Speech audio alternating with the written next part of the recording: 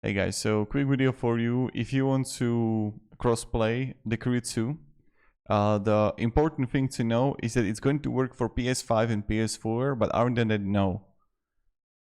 So even someone wrote here that I wish it was crossplay enabled because I wanted to play with a friend of mine and he's on PC, so when I bought it for the PC I had to start over.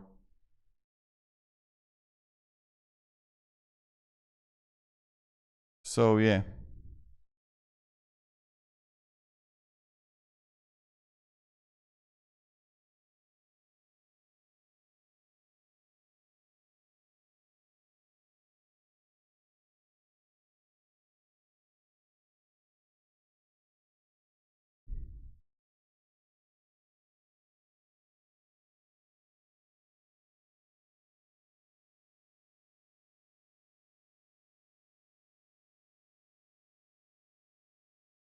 It's not possible, only PS4, PS5 if you have